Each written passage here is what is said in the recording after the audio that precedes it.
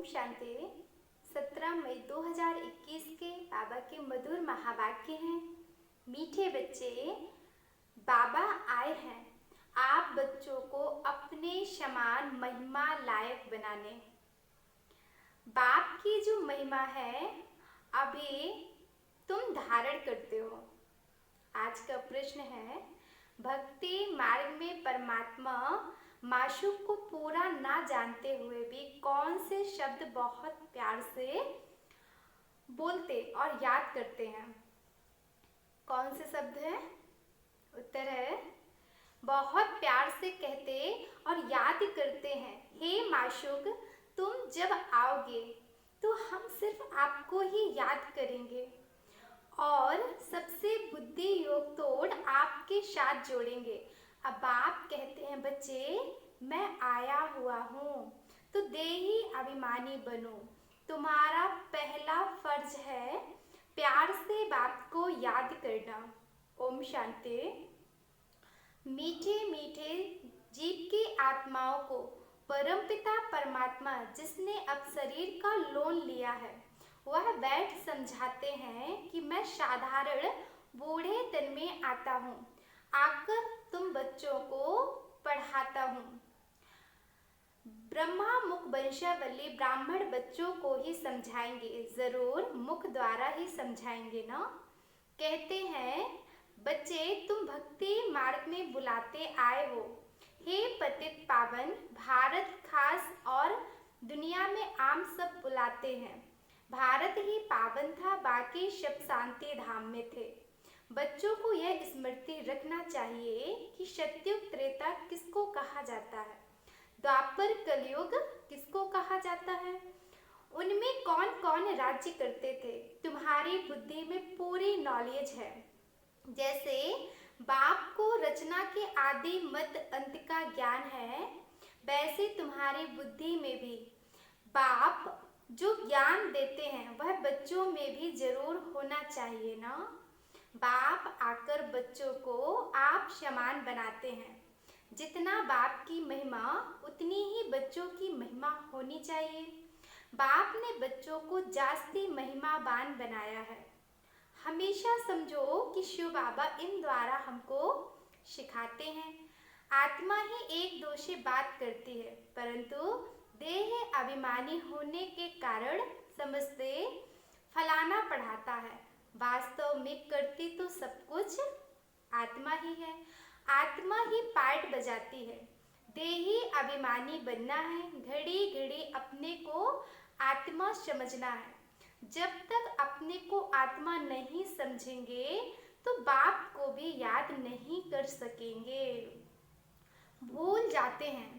तुमसे पूछा जाता है, तुम किसके बच्चे हो? विजिटर बुक में भी लिखा हुआ है, तुम्हारा बाप कौन है? तो झट देह के बाप का नाम बताएंगे। हमारे कितने पिता हैं? दो, एक देह का और एक आत्मा का पिता। झट से देह के पिता का नाम बताएंगे। तो कोई कृष्ण का तो कोई हनुमान का नाम लिखेंगे, या तो लिखेंगे हम नहीं जानते। अरे तुम लौकिक बाप को जानते हो और पारलौकिक बाप जिनको तुम हमेशा दुख में याद करते हो उनको नहीं जानते हो। कहते भी हैं, हे भगवान रहम करो, हे भगवान एक बच्चा दो, मांगते हो ना। अब बाप बिल्कुल सहज बात बताते हैं। तुम देही अभिमान में बहुत रहते हो, इसलिए बाप के बरसे का नशा नहीं चढ़ता है। जब तक हम देह के भान में रहते हैं, जब तक हमें उस परम पिता के ज्ञान का असर नहीं पड़ता है। इसलिए आत्मा समझकर उस परमात्मा को याद करना है। तुमको तो बहुत नशा चढ़ना चाहिए। भक्ति करते ही हैं भगवान से मिलने के लिए। यज्ञ तप दान पुण्य आदि करना, यह सब भक्ति है। सब एक भगवान को याद करते हैं। बाप कहते हैं, मैं तुम्हारा पतियों का भी पति हूँ, बापों का भी बाप हूँ। सब बाप भगवान को याद करते हैं, आत्माएं ही याद करती हैं। भल कहते हैं, भ्रकुटी के बीच चमकता है एक अजब सितारा, परंतु यह बिगर समझ के ऐसे ही कह देते हैं। रहस्य का कुछ पता नहीं, तुम आत्मा को ही नहीं जानते हो, आत्मा के बाप को कैसे जानोगे।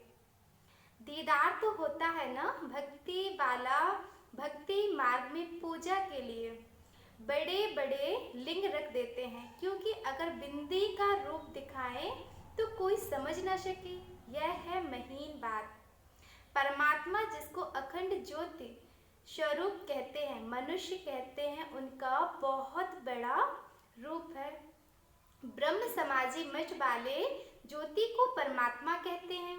दुनिया में यह किसको पता नहीं है कि परमपिता परमात्मा है बिंदी मूझ पड़े हैं।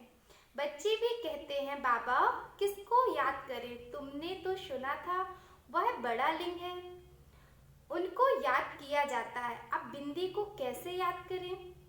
शिव बाबा का रूप कैसा है, ज्योति बिंदु स्वरूप, पूजने के लिए लिंग बनाया है, वरना ज्योति को कैसे याद करें। बाप भी बिंदी आत्मा को बुलाते हैं, वह जरूर यहाँ आकर ही बैठेंगे ना, वह जरूर। भक्ति मार्ग में जो साक्षात्कार आदि होता है वह सब है भक्ति। बहुतों को भगवान बना दिया। भगत जो भक्ति करते रहते हैं उनको भगवान कैसे कहेंगे। अगर परमात्मा सर्वव्यापी कहते हैं तो फिर भक्ति किसकी करते हो। सो भी भिन्न भिन्न प्रकार की भक्ति करते हैं। बाप समझाते हैं बच्चे ऐसे मत समझो कि हमको अनेक वर्ष जीना है, अभी बहुत समय नजदीक होता जाता है। निश्चय रखना है बाबा को ब्रह्मा द्वारा स्थापना करनी है। बाप खुद कहते हैं मैं इस द्वारा तुमको सृष्टि के आदि मध्य अंत का राज बताता हूँ। गाते भी हैं ब्रह्मा द्वारा स्थापना। यह नहीं जानते कि नई दुनिया को विष्णुपुरी कहा जाता है, अर्थात विष्णु के दो रूप राज्य करते हैं।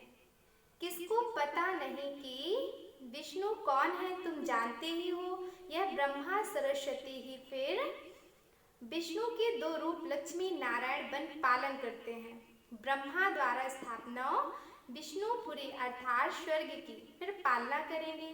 तुम्हारी बुद्धि में आना चाहिए बाप ज्ञान का सागर है, मनुष्य सृष्टि का बीज रूप है। वह इस ड्रामा के आदि मध्य अंत का राज तुम बच्चों को बताते हैं। वही पतित पावन है जो बाप का धंधा है, वही तुम्हारा। तुम भी पतित से पावन बनाते हो। दुनिया में एक बाप के 3-4 बच्चे होंगे। कोई बच्चा बहुत ऊंचा चढ़ा हुआ होगा, कोई बिल्कुल नीचे होगा। यहाँ तुमको एक बाप एक ही धंधा सिखाते हैं, तुम पतितों को पावन बनाओ। सबको यह लक्ष्य दो कि शिव बाबा कहते हैं मुझे याद करो।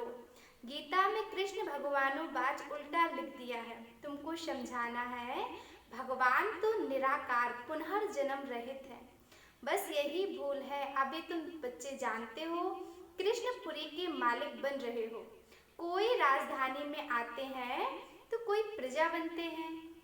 कृष्णपुरी कहा जाता है क्योंकि कृष्ण सभी को बहुत ही प्यारा है। बच्चे प्यारे लगते हैं ना, बच्चों का भी माँ बाप से प्यार हो जाता है, प्यार सारा बिखर जाता है। अब बाप समझाते हैं तुम अपने को शरीर मत समझो, घड़ी घड़ी अपने को आत्मा निश्चय करो, आत्म अभिमानी बनो। बाप भी निराकार, यहाँ भी शरीर लेना पड़ता है समझाने के लिए, बिगड़ शरीर तो समझा नहीं सकेंगे। तुमको तो अपना शरीर है, बाबा फिर लोन लेते हैं। बाकी इसमें प्रेरणा आदि की बात नहीं। बाप खुद कहते हैं मैं यह शरीर धारण कर बच्चों को पढ़ाता हूँ, क्योंकि तुम्हारी आत्मा अभी तमो प्रधान बन गई है, उनको शतो प्रधान बनाते हैं। गाते भी हो ना पतित पावन आओ, परंतु अर्थ नहीं समझते। अभी तुम समझते हो बाप कैसे आकर पावन बनाते हैं। यह भी तुम जानते हो सतयुग में सिर्फ हमारा ही छोटा झाड़ होगा, तुम स्वर्ग में जाएंगे। बाकी तो इतने खंड हैं उनका नाम निशान नहीं होगा। भारत खंड ही स्वर्ग होगा, परम पिता परमात्मा ही आकर हेवन की स्थापना करते हैं। अभी हेल है। प्राचीन भारत खंड ही है जहाँ देवताओं का राज्य था, अब नहीं है। उन्हों के यहाँ मंदिर हैं, चित्र हैं, तो भारत की ही बात हुई ना।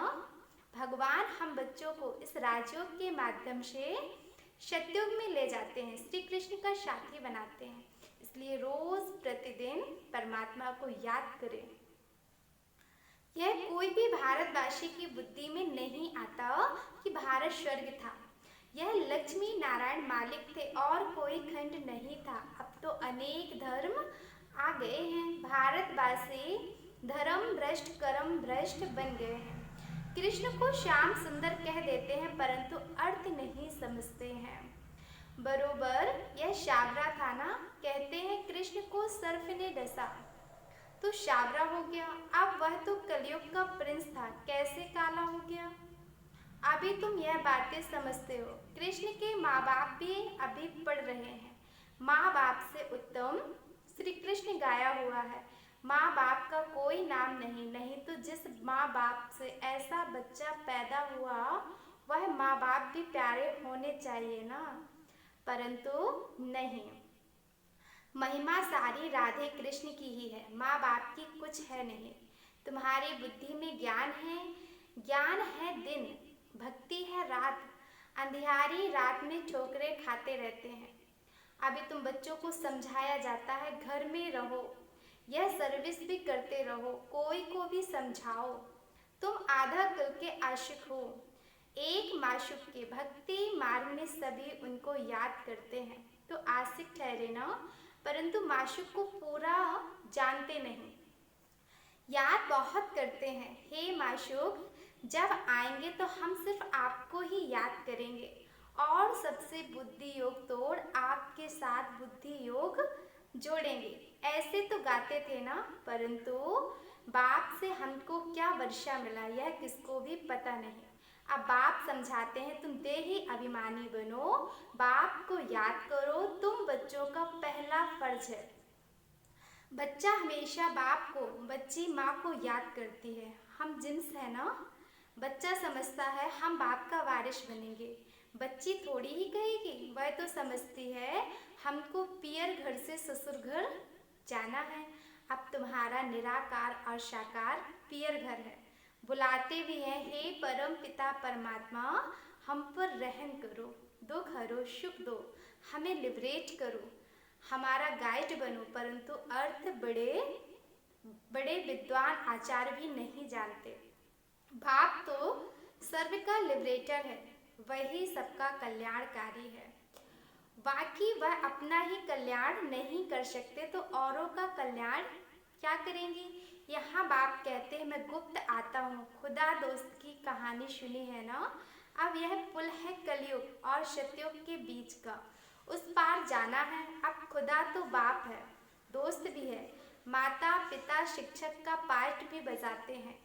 यहाँ तुमको साक्षात्कार तो है तो जादू जादू कह देते हैं। साक्षात्कार तो नोधा भक्ति वालों को भी होते हैं। बहुत तीखे भक्त होते हैं। दर्शन दो नहीं तो हम गला काटते हैं, तब साक्षात्कार होता है। उनको नोधा भक्ति कहा जाता है। यहाँ नोधा भक्ति की बात नहीं। घर में बैठे बैठे भी बहुतों को साक्षात्कार होते रहते हैं। दिव्य दृष्टि की चाबी तो मेरे पास है। अर्जुन को भी मैंने दिव्य दृष्टि दी ना। यह विनाश देखो, अपना राज्य देखो। अब मामेकम याद करो तो यह बनेंगे। अभी तुम समझते हो विष्णु कौन है। मंदिर बनाने वाले खुद नहीं जानते विष्णु द्वारा पालना। चार भुजा का अर्थ ही है दो भुजा मेल की, दो भुजा फीमेल की। विष्णु के दो रूप लक्ष्मी नारायण हैं, परंतु कुछ भी समझते नहीं है, किसको भी ज्ञान नहीं, न शिव बाबा का न विष्णु का। पहले पहले बाबा का आकर्षण था, बहुत आते थे। शुरुआत में सारा आंगन भर जाता था, जज मजिस्ट्रेट सब आते थे। फिर बेकार का झगड़ा शुरू हुआ। कहने लगे बच्चे नहीं पैदा होंगे तो सृष्टि कैसे चलेगी। यह तो सृष्टि बढ़ने का कायदा है। गीता की बात ही भूल गए कि भगवानुवाच काम महाशत्रु पर हमें जीत पानी है। कहने लगे स्त्री पुरुष दोनों इकट्ठे आए तो उनको ज्ञान दो, अकेले को नहीं दो। अब दोनों भी आए तो दे देवे ना। देखो दोनों को इकट्ठा भी देते हैं तो भी कोई ज्ञान लेते हैं, कोई ज्ञान नहीं लेते हैं। तकदीर में नहीं होगा तो क्या कर सकते हैं। एक हंस एक बगुला बन पड़ते हैं। यहाँ तुम ब्राह्मण देवताओं में भी उत्तम हो। जानते हो हम ईश्वरीय संतान हैं, शिव बाबा के बच्चे हैं। वहाँ स्वर्ग में तुमको यह ज्ञान नहीं रहता ना। जब निराकारी दुनिया मुक्ति धाम में होंगे तब यह ज्ञान होगा। यह ज्ञान शरीर के साथ ही खत्म हो जाता है। अभी तुमको ज्ञान है, एक बाबा पढ़ा रहे हैं। अब यह खेल पूरा होता है, हम सब एक्टर्स हाजिर हैं। बाबा भी आया है, रही हुई आत्माएं भी आती रहती हैं। जब सब आ जाएंगे तब विनाश होगा, फिर बाप सबको साथ ले जाएगा। सबको जाना है इस पतित दुनिया का विनाश होना है। अच्छा, मीठे मीठे सिकिलधे बच्चों प्रति माता पिता बाप दादा का याद प्यार और गुड मॉर्निंग। रूहानी बाप की रूहानी बच्चों को नमस्ते। हम रूहानी बच्चों की रूहानी बाप दादा को याद प्यार और गुड मॉर्निंग। शुक्रिया मीठे बाबा। धारणा के लिए मुख्य सार है। पहला पॉइंट, पतित से पावन बनाने का धंधा जो बाप का है वही धंधा करना है। सबको लक्ष्य देना है कि बाप को याद करो और पावन बनो। दूसरा पॉइंट, यह ब्राह्मण जीवन देवताओं से भी उत्तम जीवन है। इस नशे में रहना है। बुद्धि का योग और सबसे तोड़ एक माशूक को याद करना है। आज का वरदान है, आशक्ति को अनाशक्ति में परिवर्तन करने वाले शक्ति स्वरूप भव। शक्ति स्वरूप बनने के लिए आशक्ति को अनाशक्ति में बदली करो। अपनी देह में, संबंधों में, कोई भी पदार्थ में यदि कहाँ भी अशक्ति है तो माया भी आ सकती है और शक्ति रूप नहीं बन सकते। इसलिए पहले अनाशक्त बनो, तब माया के विघ्नों का सामना कर सकेंगे। विघ्नों के आने पर चिल्लाने व घबराने के बजाय शक्ति रूप धारण कर लो तो विघ्न विनाशक बन जाएंगे। आज का स्लोगन है, स्वयं रहम निस्वार्थ और लगाव मुक्त हो, स्वार्थ वाला नहीं। बाबा ने कहा रहम निस्वार्थ और लगाव मुक्त हो, स्वार्थ वाला नहीं। ओम शांति।